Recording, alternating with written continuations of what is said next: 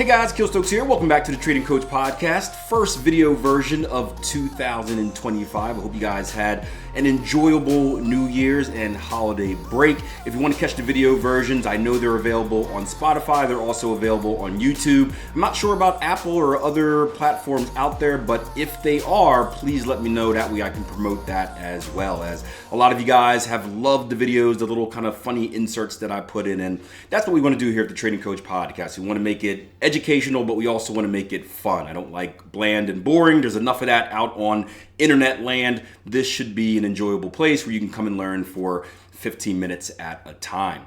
In today's episode, we're going to talk about controlling the chaos. And what is the chaos? Well, the chaos is the billions of things that happen in trading that often overwhelm us and cause us to become discouraged or drip confidence or just confused and lead us to quitting or making mistakes.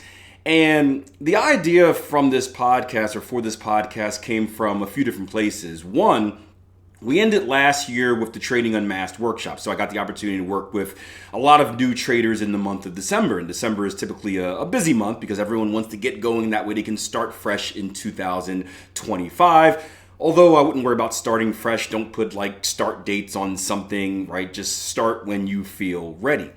But one of the things that we do at Tier 1 Trading is, with our educational programs, we just don't kind of like, hey, here's a course, go after it. We support you, right? We have a lot of educational resources. We have a great community of traders, and that's what really makes our program stand out amongst others.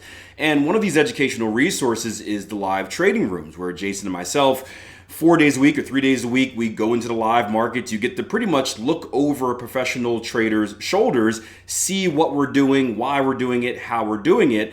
And the purpose is to see how you can practically apply the information that you're learning to the real life markets. Because I've dealt with this in my trading career. There's a big difference between watching a YouTube video or reading a book and seeing these picture perfect scenarios where everything works out perfectly.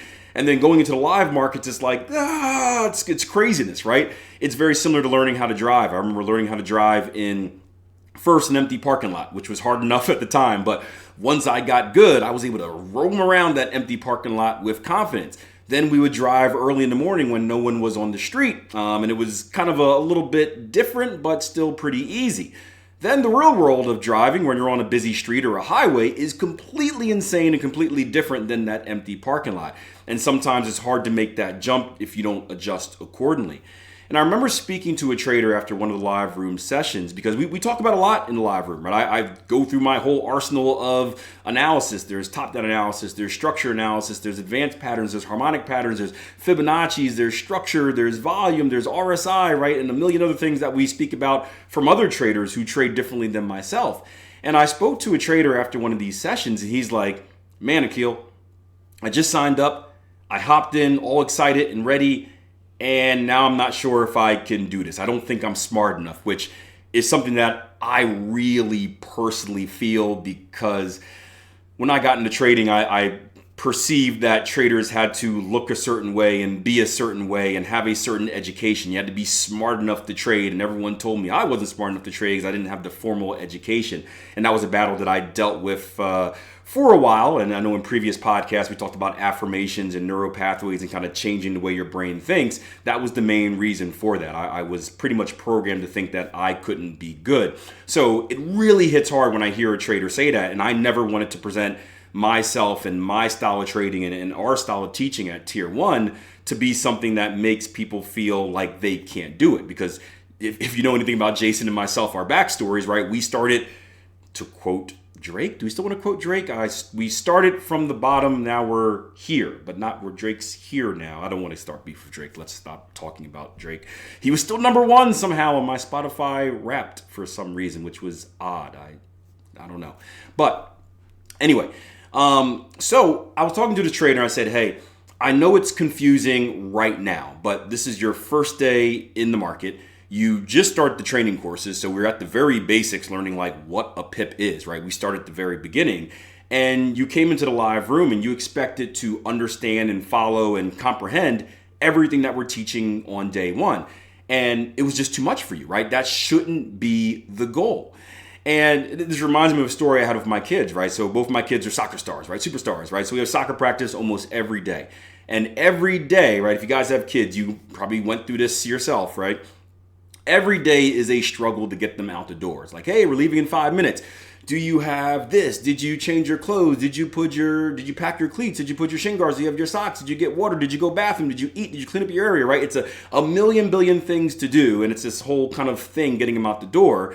And on this one specific day, we got to soccer practice. We're like, oh, yes, we made it out the house. We got to practice. Like, that is the biggest goal. And then my kid comes up to me like, I don't have my shin guards. And I'm like, how did you forget? And one kid had one shoe, but that's another story for another day. I'm like, how did you forget your shin guards? Like, as a soccer player, cleats, shin guards, those are the two main things you need. And I was all frustrated and angry and going to But then I realized, right, because I'm trying to do this thing where I blame my kids less and look at myself and see how I can better organize myself as a parent.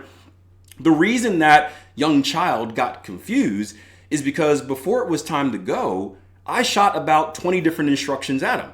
Did you get your water? Did you change your clothes? Did you do this? That? And it was hard for him to comprehend. He was overloaded, and he did bring his water. He did change his clothes. It just happened to be this one thing that slipped through the crack, a very important thing. And it made me think about the conversations that we have in trading on how we need to organize ourselves so things don't slip through the cracks, but we also need to do so in a way that prioritizes what's important more than what's not important. And this is why having a process is so important. And there are two main processes that I follow. One that I follow to this day, one that allowed me to really get the ball rolling to evolve into the trader that you see before you today, right? The first one is the IPDE process. Now, if you ever watched a YouTube video or see me do analysis, you're probably sick and tired of me saying this, but IPDE, identify, predict, decide, execute, it is a 4-step process to make sure that I'm doing things the right way. One of the biggest struggles I see with traders is that they're looking for the trading opportunity. So they jump right to like a lower time frame and they find like the magic entry that we always make fun of, right? But they don't take the bigger picture into account because they never went through that process. They skipped the important stuff. They brought socks, but they didn't bring shin guards, right? Doesn't make any sense. Then they get into themselves into trouble and they lose trades because of that. The IPDE process, makes that, it streamlines that process. So first is you identify, you do your most important thing, which is get a bird's eye view of the market, right? Step back some and see what the market is doing. Get a look at the bigger picture. Step 2, a very important part of the process as well. Make a prediction, right? Trading is basically making predictions, right? Do you think the market is going to go up or down, right? Yes, you can kind of go straight to your entry and this and that, but at the end of the day, your entry is pointless if you're not making the correct prediction, right? So what you identify allows you to make the prediction. That prediction allows you to get on the right side of the market. Those are the two most important things. We want to do those two things first. After we've done those two things, then we want to decide how we want to get involved. And that's usually just looking in our trading plan because we've done hours and hours and hours and hours and hours and hours of work on that, finding the ideal ways to get involved, whether it's aggressive or conservative.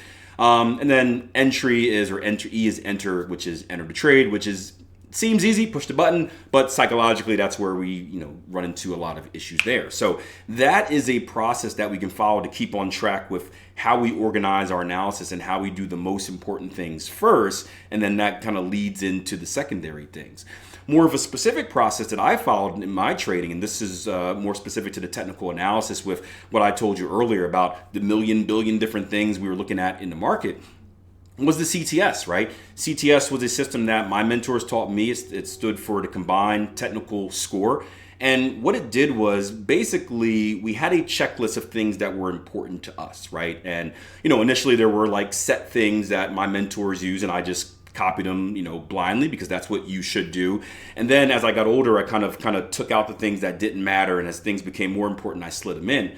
But it's pretty much quantifying, these are the things that are important. These are the things that I usually use in my analysis, but it's also prioritizing them, right? So it's putting them in order. So for example, if structure is very important to you, structure may be the first thing you look at and it's worth 2 points.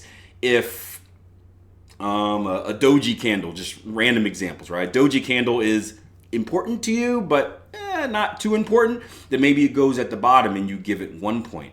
And what it allows you to do is when you look at the market, you know what's important, you know what's not important, but more importantly, and this is kind of the long-term effect of it, you start looking at the market the same way each time. I think I'm lagging a little bit, so I apologize if that's the case here on video.